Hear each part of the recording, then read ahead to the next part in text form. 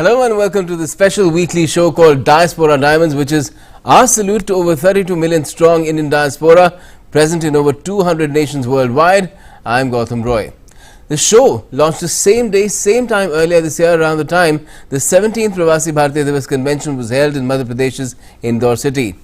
PBD provides a platform for overseas Indian community to engage with the government and people of India and share their experiences and insights. It also helps strengthen ties between India and global Indian diaspora and to recognize the achievements and contributions of Indians living abroad. The Pravasi Bhartiya Samman Awards are an integral part of the biennial event and are conferred by the President of India upon members of the Indian diaspora who made exceptional contribution in their chosen fields and have acted as India's ambassadors in foreign lands. Our guest this week is one such awardee this year, Dr. Vaikuntam Iyer Lakshmanan, recipient Pravasi Bhartiya Samman Award and scientist, entrepreneur cum philanthropist. Welcome to Diaspora Diamonds, Dr. Lakshmanan, and thank you for joining us from Toronto, Canada. Now, first of all, congratulations for the award. What were your first thoughts when you heard that you're getting the highest honor that the Indian government can give an Indian living abroad?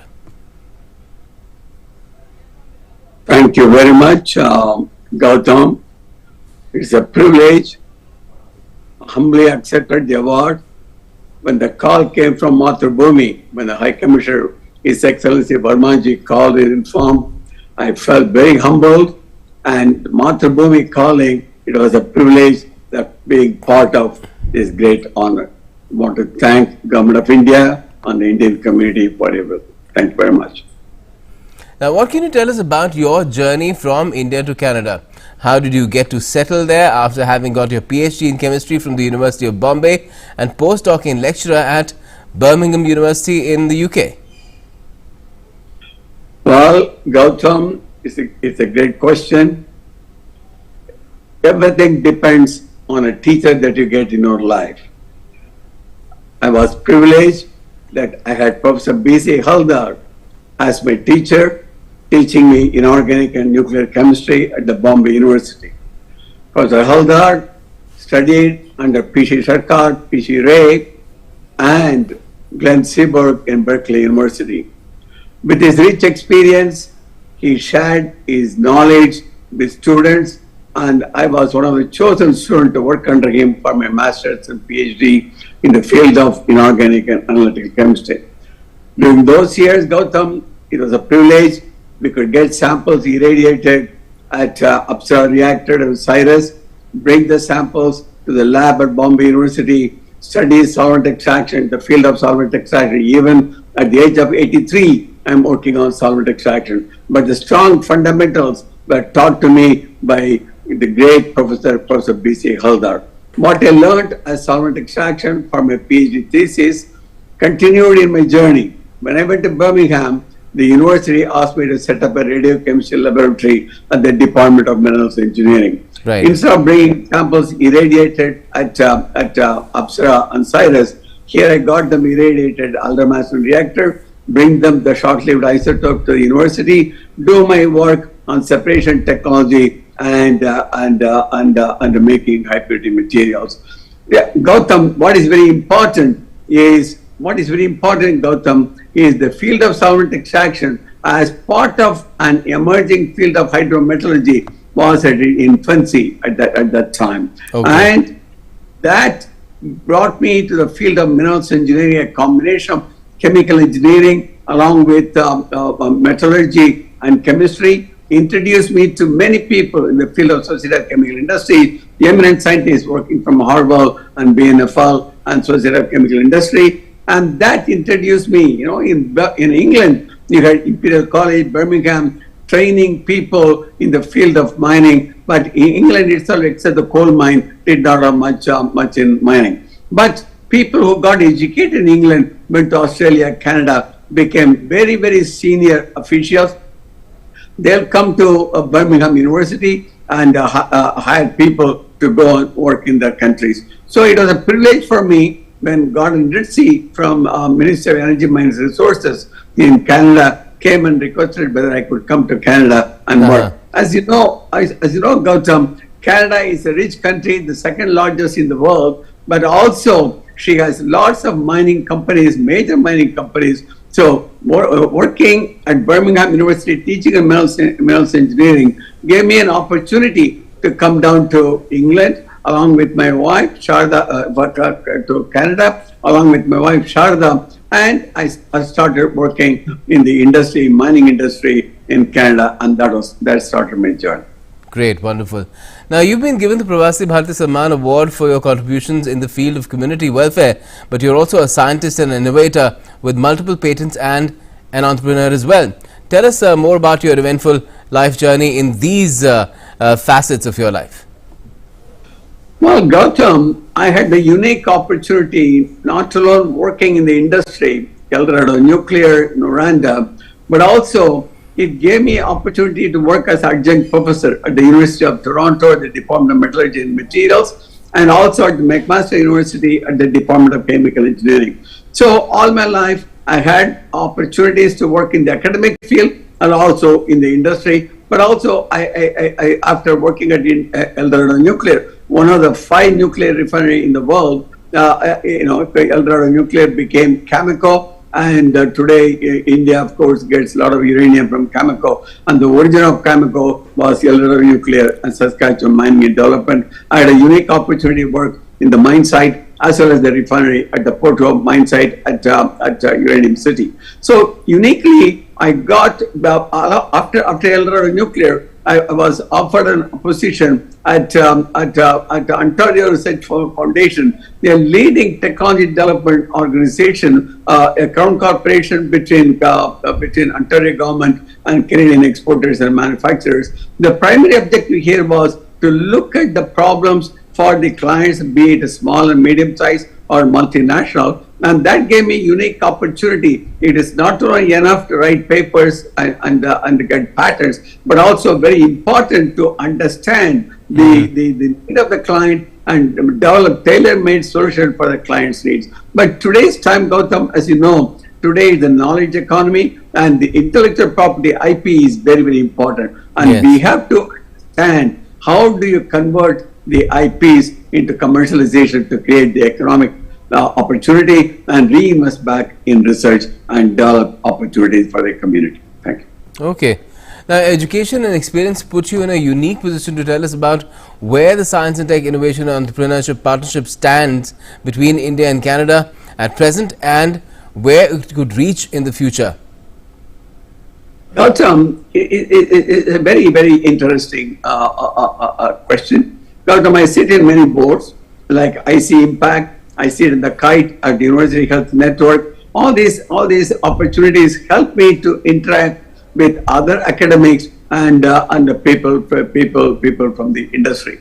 What is very important in India with the 1.3, 1.4 billion population, and Canada the second largest in terms of area, but about 40 million population. When we came to Canada, and myself and my bride Sharda, when we came to Canada in 1974, population of Canada was only 19 million. Yes. Today it is 40 million. And Gautam, and Canada has plans to make it to 100 million in coming years. And Canada is a unique country. I just would like to say that the two democracies working together, there are opportunities, be it clean technology, be it green energy, be it critical metals. Canada is a rich country with resources, Gautam. And when you talk about the lower carbon footprint, the critical metal becomes a very enabler. And India does not have enough critical metals, whereas Canada has got a lot of critical metals, whether it's lithium or copper or nickel or cobalt or graphite. So it gives unique opportunity, not only digging a hole in the ground, Gautam, and Canada has a good ecosystem to take what you mine from the ground to make commercial opportunities, create wealth, and it has this legal system, the financial, TSX, and everything else. And there's a lot of opportunity, whether it's healthcare, whether it is critical metals, green energy, or artificial intelligence. There are a lot of opportunities. And India, with the demography with 29 years average age, there's a great opportunity for Canada and India to be coming together to help the global village with a good quality of life. Sounds great. Sounds great. India's had some critical finds as well recently, as far as critical minerals are concerned, and let's hope that that also stands us in good stead. Now, you've got the Pravasi Bhartiya Samman Award for community welfare activities. I believe you're part of a wide range of philanthropic ventures as well, or activities, from helping the blind to even Indian students coming to Canadian universities. Could you share some details with us there as well? Well, Gautam, when we left the shores of India, when many of us, when we do, I'm talking about we left nearly 56 years back, we all left for higher education, skill development, or finding an employment opportunity to do. But in life, Gautam, buying grocery alone is not enough. What is important, Gautam, is when we came to buy grocery, we had to go to what you call Gerard Street, a suburb here, to buy groceries, Indian groceries. But now you get every street corner, you get Indian groceries. But what is important is, it is not buying groceries that's enough. What you have to learn is to give back to the community, Gautam. I very strongly believe it. Being in the community 50 years back, if I had to go to a temple, me and my wife Sharda, we had to drive 300 miles, 350 miles to Pittsburgh to Balaji temple. We'll offer the prayer and take the prasad and come back. That is 12-hour trip we will do. But today in GTA, we've got 160 temples. But you don't stop just building temples and gurudwaras, but you have to go beyond. Just we learn from Jewish community what they have done, be it healthcare or education. Now, Gautam, our Indian community has come forward. People like Vasu Chanchalani, Ramesh Chota, and all that. We all have contributed now. We are doing very strongly, establishing associations and institutions, helping universities like Waterloo, McMaster, University of Toronto, University of Network. I was part of a team raising $250 million for Toronto Rehab, Toronto Rehab Institute. So together, what is very important, I want to emphasize is, buying grocery, raising family, everybody does it. That's not enough.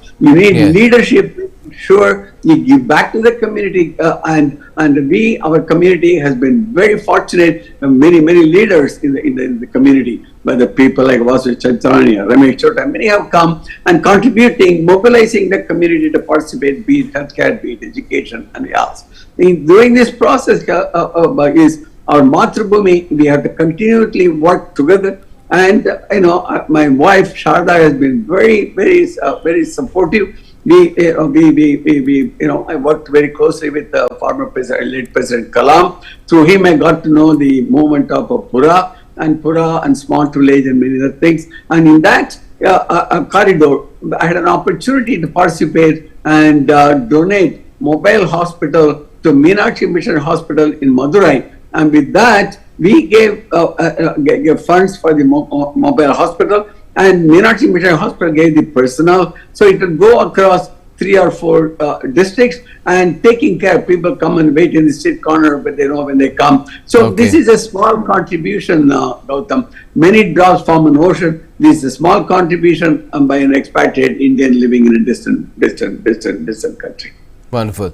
Now, you've been living in Canada for you mentioned over 5 decades, pretty much into going into 6th one. It must have given you a lot of insight into the Canadian socio-economic milieu. Now, what common ground do you see with India which could be built upon further to bring the two countries and societies even closer? Gautam, I'm from my Matrabhumi. The Indianness never leaves me. I may be calling myself carrying a Canadian passport, but it is Bharat Mata lives in my heart. We Indians, compassionate, tolerance, and we have accepted people coming from many countries, Gautam. And India today, what you see, it has been a melting pot for people coming from, whether from west or east, whatever it is. We all may be looking different, but they're all Indians. But the same thing with Canada, through democracy, the legal system similar to India, common country. Gautam, Canada has been very, with their open arms, receives immigrants from various countries. And one of the former Prime Minister of Canada, Joe Clark, used to say, Canada is a community of communities. And if you have community, If your community, tolerant, compassionate communities, the country becomes gentle and also very welcoming to other people. So there's a lot in common between India and Canada, and this with people from different faiths, different colors, and different languages. They all come to enrich Canada. Gautam, in under 3 to 4 weeks, organizing a major event called Indian Art Festival, and focusing on the arts from the villages. People see Bhangra, people see Bharatanatyam, but there's richness in India in the villages. They do Karagatam, Dharambatam, and we are showcasing, uplifting. When you do that, you make the local community richer. Our children get to see how wonderful this great country is. But we are bringing a rich tradition, 2,000, 3,000, 4,000 years old tradition to Canada, making the global village very rich, accepting, adapting, and taking it further. Yeah. Okay, could you also tell us how is India viewed by Canadians themselves? Is it seen as a rising global power, which is also the voice of the global south, as it is seeking to be while hosting the G20 summit this year? Gautam, when I was in India to receive the Pravasi Bhartiya Samman Award, I could see the G20, the flags and PR material everywhere. I felt so good. I left India in 1969, but seeing all this happen, the world coming to India, Gautam, make you feel so good. On my way to the award ceremony, I saw all these flags. What it tells is India becoming a major power. India becoming a major power. India is part of the Indo-Pacific pact. What it also tells you, India during the COVID time, the generosity of Indian government, Modi ji, giving COVID vaccines to the rest of the world when some countries were, debating how to manage. They didn't have the manufacturing capability. India came forward to give the vaccines to the world. So, she accepted the global citizen as part of the, we are not living alone. You share your strength of values. In Y2K time, 2000, Gautam, in my house, we used to get a lot of youth coming to our place. We used to have New Year parties, 150 people, and give jobs to, arrange jobs or whatever it is. So make connectivity for people. So accepting India is a knowledge power, be it pharma, be it digital, and people have come to recognize with the Indian demography, people see India is a major power and they want to be working with India. Whether you call it Indo-Pacific, whichever name you call or break, whatever it is, but India is a major power, but also the demography, the young, vibrant population, everybody wants to be part of. There was a time, India is a bride, everybody wants to be dancing with. 50 years back, I remember one of the High Commissioner going from Canada to India. I was saying, Lucky, what do we do there? But today, nobody will ask you because India is everywhere. When me and Sharda were living in England, we used to buy Guardian and Times to look for articles on India. We were looking for sentences on India. Yeah. Today, India is everywhere. We have seen the transition and we are proud to be people of Indian origin. Sounds great. Now, Indians have had a long-standing presence in Canada as well. The 7th largest number of PIOs and NIs are in Canada. Over 100,000 Indians immigrated to Canada in both 2021 and 2022. Now, how have they been contributing to Canada's progress in furthering ties between our two nations? Well, I must say this, Gautam. When Pichai became CEO of Google, CBC came and knocked at my door. The guy came, at that time, Gautam, you might have seen, I arranged a lot of conferences and summits and all that. I was arranging Canada-India Healthcare Summit, bringing eminent people from India and Canada together, talking about the issues on the healthcare. So at that time, CBC reporter came and knocked at my door. She was saying to me, people call me Lucky. She said, Lucky, how is it that we had Nadella, Microsoft, and now we have got Pichai in Google? What is special about you guys Indians? what I want to say to her is, in the manufacturing economy, Gautam, you need to invest on capital equipment, which needs lots of resources. That's right. And it takes a lot of time. Whereas in the knowledge economy, it's the intellectual capital that makes all the contribution. And we in India, with all the IITs and other schools, we have brought in all these wonderful children, wonderful students with the knowledge power. When they go to other places, US has got the ecosystem. It is not only the intellectual wealth, but she also, whether it's law, by legal or finance, she creates. Whether it's Silicon Valley or Boston, you have it. That's why even from England, when you find something, you always go to US to do whatever you do. So CPC reporter was asking, Lucky, when can we in Canada be a Silicon Valley place? I had to say that there are these young children coming from India. Every year you are getting, this year we got about 200,000 students coming from India. That's India contributes, Gautam, with the aging population in Canada. Of course, in other countries also, they are in the Western world. But India has been a source of young population coming to Canada, contributing with the economy, with their purchasing power, whatever it is. And Canada, at the end of the day, give a level playing field for people to come and participate and play the game. And here, Gautam, these students, when they come, after 3 years, after they get the education, Canadian system allows them to stay here. Yes. And they get the work permit.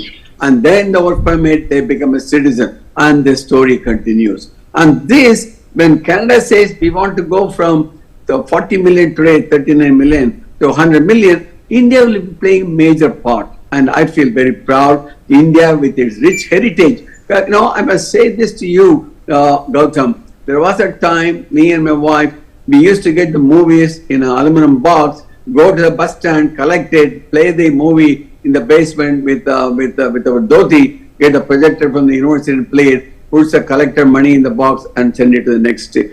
Today, you get our Bollywood movies in all the major theaters. We can see Pathan or Ponniyin Selvan, major theaters. We have come to a great, the journey has been very, very, very, very, very interesting, and we are proud that we are part of this journey. And today in the digital world, you can see everything instantly. There was a time, Gautam, we come from Bombay. My mother used to come from Parel to Martinga in train. And my friend used to have a phone in his house in Sion. And we used to have a coin box in Birmingham for shilling coin. While talking half the time, I won't have shillings, and I have to again, my mother will write a letter, hey, when can we talk again? But today, children don't see all these things. The digital world, whether it is social media, whatever it is, communication is so strong, so you're connected so well. In the intensity, it doesn't change. Even those days, they're well connected to India, today also, but it is even more,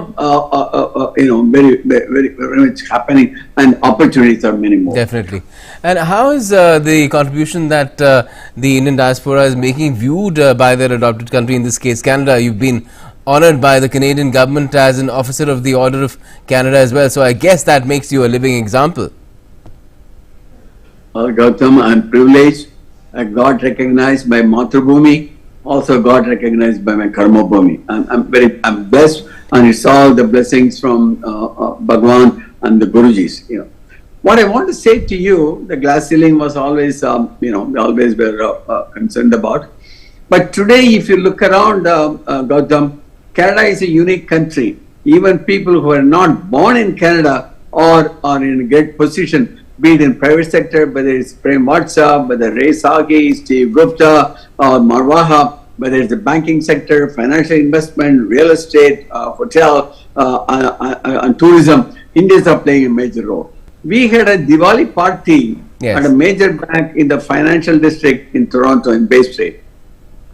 And a senior official came, a friend of mine, Hari Pandey, organized that. I was there. It was in 1986.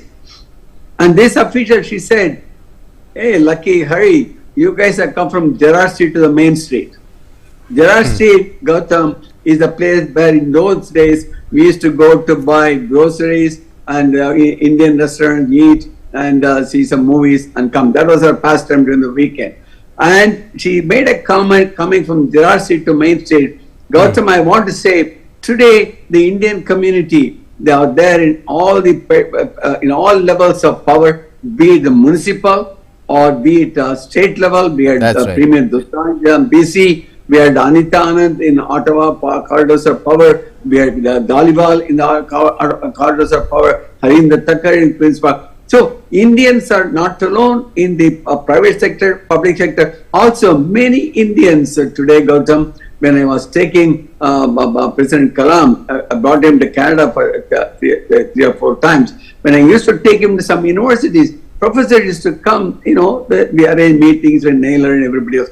People who are there, today they're vice chancellors of major university, Waterloo, McGill. Yes. My good friend Deep Saini is the vice chancellor in McGill. Hey, what more can we ask? Either academic contribution or political power, or a private sector. Yes, lots of Indians in Canada are very well placed now in politics too. They're in government. Now, before we let you go, tell us about the experience of attending the Pravasi Bhartiya Divas convention in Indore itself. I'm sure you must have also been coming to India every now and then. What are the impressions that you've taken back from your latest visit about the country's progress and development?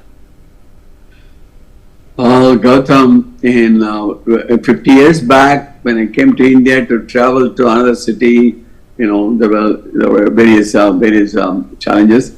But today, traveling in India is as good or even better than many other countries. I've been amazing. Transportation, highways, and India is the motorways and all that. Very, very impressed. Very, very proud coming to Mumbai. I was born in Tamil Nadu, but grew up in Mumbai, and seeing Mumbai, coming from Toronto, another financial capital, feel very, very proud. And the vibrant economy and the passion, people work. I've done projects with people like Vedanta, Tata, and other people. Yes. People work long hours. It is not that in India people work from 8 to 4. I see young people. What makes me feel very proud when I was in Udaipur and else in Vedanta, youngsters sitting in front of their laptops and working even at 9 o'clock, 10 o'clock in the night with a full, it makes you feel proud. People are not gone home at 4 o'clock. So India today is very different from what it was, and it makes you feel very, very proud. Great. Wonderful. Great talking to you. And once again, congratulations for getting the award, and thank you for joining us to talk about the entire experience as well. Thank you, Dr. Lakshmanan. Thank you very much. Thank you. All right, that's all we have for the moment in this edition of Diaspora Diamonds. For all the latest, keep watching DD India.